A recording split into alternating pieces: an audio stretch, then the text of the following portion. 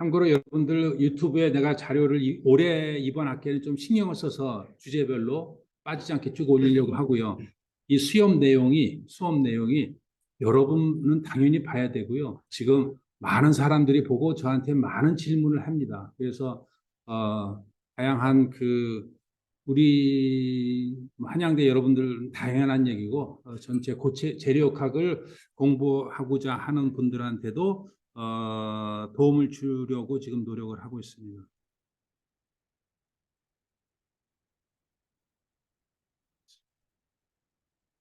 자, 그래서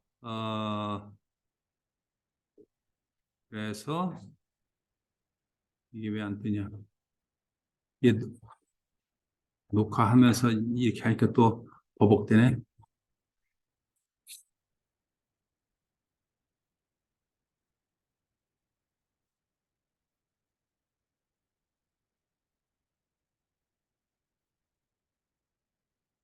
쏘리.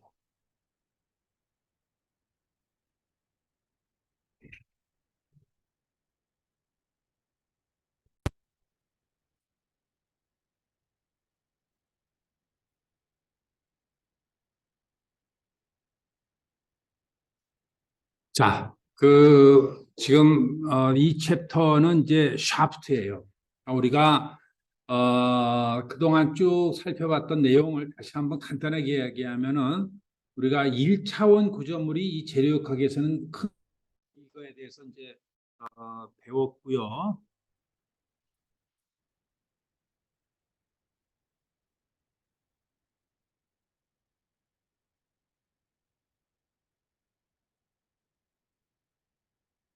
그래서 지금 그 두 번째 1차원 구조물 두 번째는 아가 아닌 샤프트예요.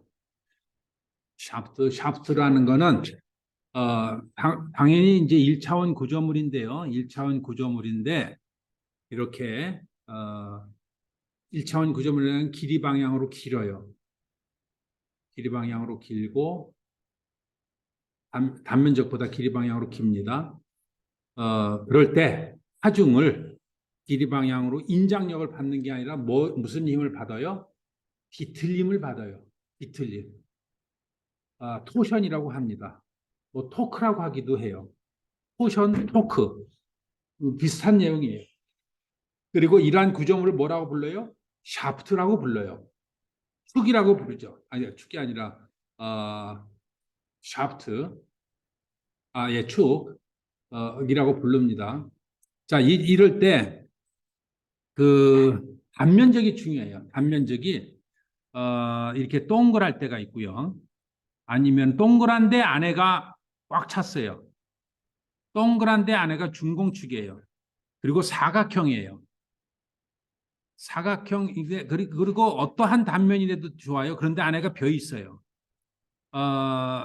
어떠한데 벼 있는데 안에가 이렇게 바깥에가 한쪽이 찢어졌어요. 그러니까 요 그림이 요겁니다. 이렇게 크게 나눠 볼 수가 있습니다. 이 분류는 매우 중요해요. 분류에 따라서 우리가 적용할 수 있는 이론의 깊이가 확실히 달라져요. 그래서 지금 우리가 배울 이론은 첫 번째 solid, circular cross section입니다. 네? 잠깐 딴 건 잊어버리세요. solid 안에가 꽉 찼고 그 다음에 circular예요. 원형이에요. 아까도 얘기했지만은 그 안에가 비어 있을 수도 있고요. circular가 아닌 non-circular cross section한 shaft가 있을 수도 있고요. 그 다음에 비행기 날개 여러분들 안에 어떻게 됐냐면요. 비행기 날개가 이렇게 돼 있지 않습니까? 이 안에 전부 비어 있어요. 뭐 안에 여러분 뜯어보지는 않아서 상상은 안 가지만 실제로 한 두께는요 1mm, 2mm밖에 안 돼요. 그러한 쉘로 이렇게 쫙 이렇게 돼 있어요. 그럼 물론 당연히 여기에 이런 스파가 있긴 하지만은 이러한 조물이 대표적인 게 바로 이런 thin walled, closed section. 여기 비행기 날개 이렇게 어디가 이렇게 흠이 나 있어 쭉 이렇게 벌어져 있지는 않죠. thin walled open section. 이게 thin walled open section은 실제 구조물에는 안 쓰는데 여러분들이 이거를 이제 비교할 때, 비교할 때 이제 좀 하려고 이제 하는 겁니다. 자, 여기도 역시 마찬가지로 이 내용이 나왔어요. 왜 갑자기 또 이 내용이 여기서 또 나오냐? 당연한 얘기지만은요. 토션 이론을 이해를 할 때 이 3, 5, 1 구조, 그러니까 형태를 또 당연히 이거를 만족을 해줘야 돼요. 샤프트 이론에서도 이게 바에서도 적용이 됐고요. 또 여기 각각에 대해서 이제 우리가 봤지만은 이 전체가 샤프트의 이론 전개에도 그대로 적용이 된다라는 내용이에요. 특히나 외부의 힘이 지금 뭐로 가해지고 있어요? 여기서 외부의 힘이 이걸로 가해지고 있죠. 토크 맞죠? 왼쪽 밑에가 이렇게 저지를 받고 있어요. 디포메이션 컨디션. 얘 물성치가 지금 뭐냐? 영스 모듈러스, 포아슨스 레이쇼 혹은 시어 모듈러스 이거예요. 이러한 외부의 어떤 그 조건, 어떤 샤프트, 토션, 그러니까 폴스, 그 다음에 디포메이션 컨디션. 디포메이션 컨디션 여기서는 밑에가 너 반드시 고정하고 있어라고 그거예요. 자, 여기에서 이것이 그럼 우리가 무엇을 풀고자 하는가 결론적으로 얘기하면은 야, 얘가 도대체 돌아가는 각도가 얼마큼 돌아갈까? 네? 돌아가는 각도가 있지 않겠습니까? 마치 우리가 발을 당겼을 때 느낌적으로 이게 1m가 1cm 늘어난다 이 느낌 있죠. 그랑 똑같이요. 샤프트도 토션을 가하면 얘가 늘어나는 게 아니라 뭔가 회전을 하겠죠. 그렇죠? 돌아가겠죠? 그 돌아가는 양이 도대체 얼마인가를 지금 이게 이제 이렇게 하면 이렇게 돌아가요. 돌아가는 각도가 얼마인가. 그것을 우리가 배워야 되고요. 그 다음에 이 물체 내에 마치 바에서 잡아당기면 이 물체에 어떤 응력이 생겨요? 시그마 XX 인장 응력이 생기죠. 그것처럼 돌리면은 돌아가는 각도와 더불어서 도대체 얼마만한 응력이 생길까를 우리가 알아야 돼요. 응력을 그게 바로 이 응력이에요. 당연히 물체 내에서는 평형 방정식을 만족을 해줘야 돼요. 즉 어느 단면이든 힘의 평형이 만족을 해줘야 되고요. 그 다음에 얘가 물체가 돌아가면서 물체 내부에서 당연히 디포메이션 컨디션을 만족을 해주고 스트레인이 발생이 돼서 이 샤프트의 물성치, 갖고 있는 물성치와 만족을 해줘야 돼요. 즉 발생되는 스트레스와 발생되는 스트레인이 물성치에 의해서 조건으로 만족을 해줘야 돼요. 그래서 발생되는 응력이 뭐보다 작아야 된다? 강도보다 작아야 돼요. 그렇지 않으면 얘가 우다작 부러지겠죠. 예? 예? 맞아요?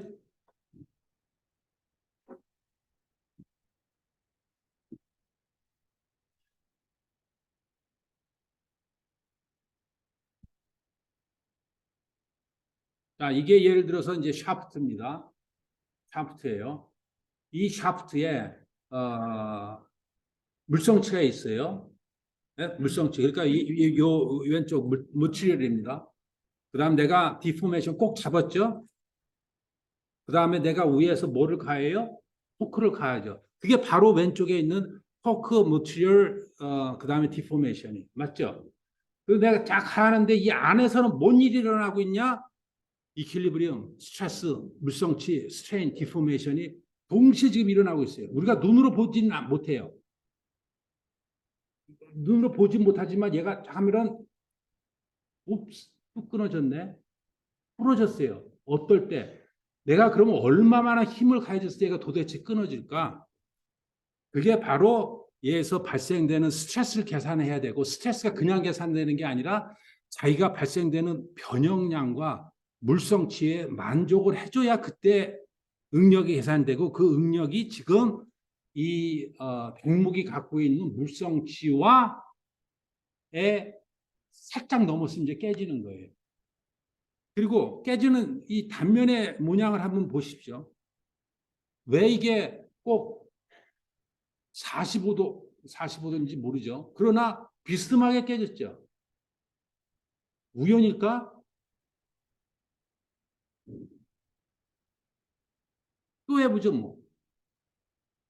또 그래요. 왜 꼭 이렇게 45도를 할까? 에이, 우연이겠지. 안 그래요.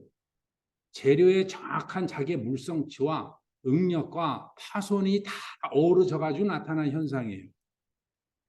그럼 예를 들어서 우리가 그동안 배웠던 바 있죠, 바.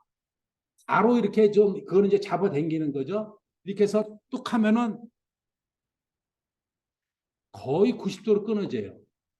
왜 그럴까? 우연인가? 안 그래요. 역시 마찬가지로 우리가 배웠던 그 시그마 XX가 이 재료의 파손 인장을 딱 도달할 때 그냥 딱 깨지는 거고요. 시어 스트레스는 바로 이 비틀림에서 발생되는 시어 스트레스가 발생이 되고요.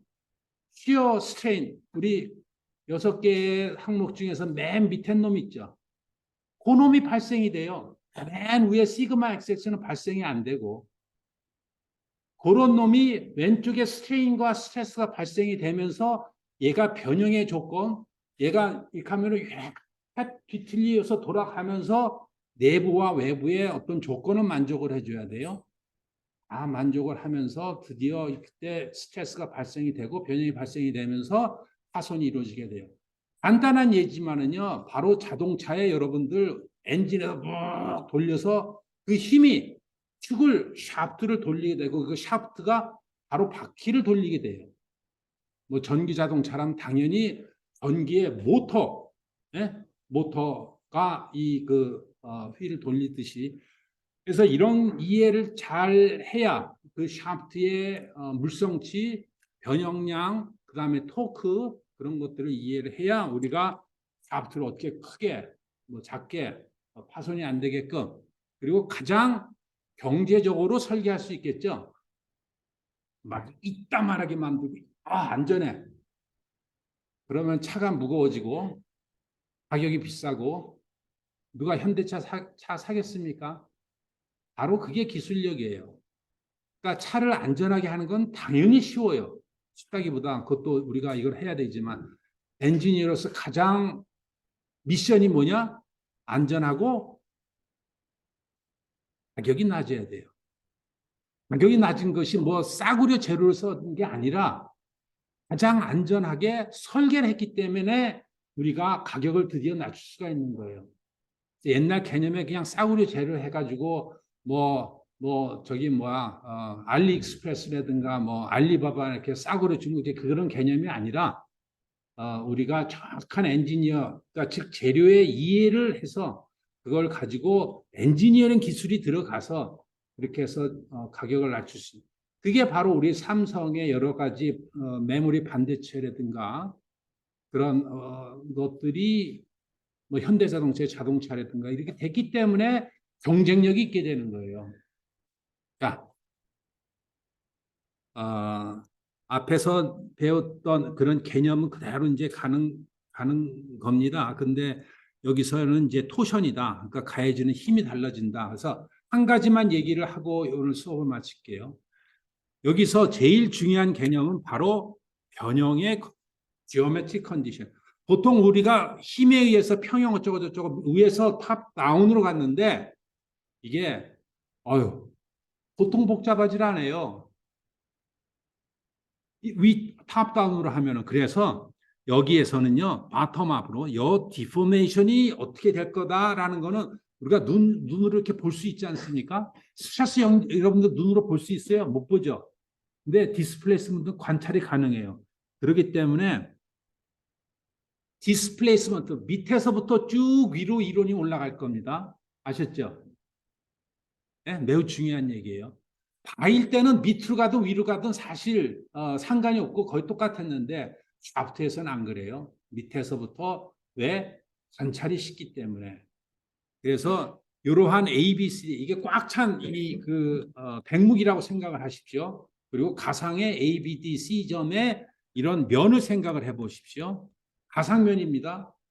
그런 다음에 내가 여기다가 이렇게 밑에를 고정하라고 이렇게 비틀인 거예요.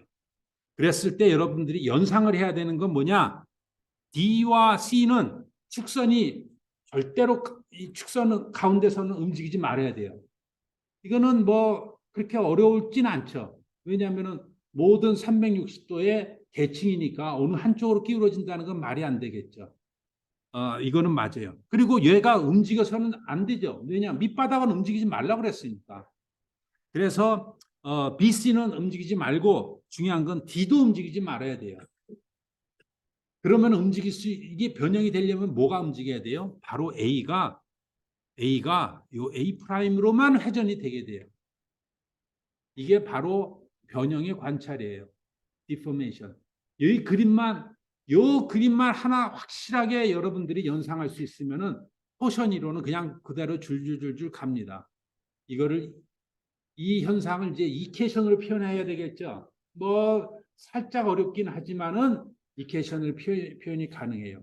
왜냐 이 변형량이 Z로 가면서 어떻게 돼요? 점점 늘어나죠. 맞죠?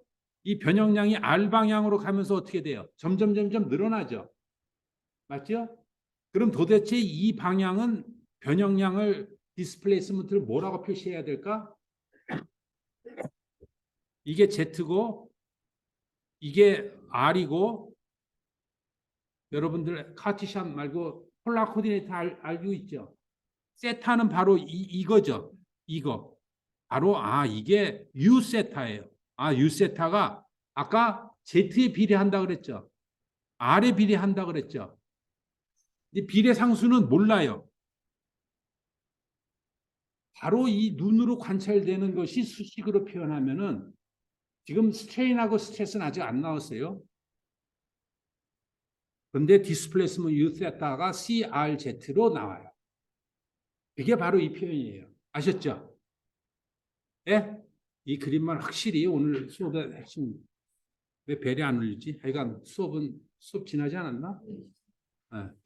자, 오늘 여기까지 하고요. 다음 주에 다시 연달아서 하기로 하고, 그 다음에 다음 주에는 우리가 중간고사의 내용도 살짝 좀 같이 토론을 하도록 합시다. 아셨죠? 중간고사가 언제? 다음 주 수요일, 19일 날. 맞죠? 오케이. 수고했습니다.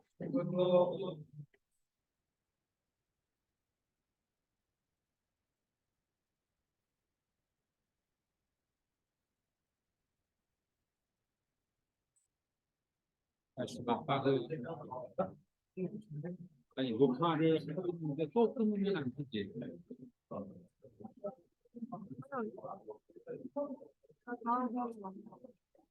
아까 녹화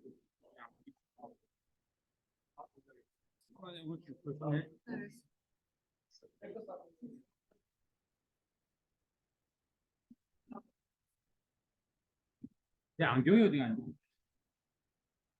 있구나. 지금 아직 녹화가 안 되고 있잖아. 네, 이거는 이전으로. 그러면은 여기서 녹화를 끊어야지. 녹화를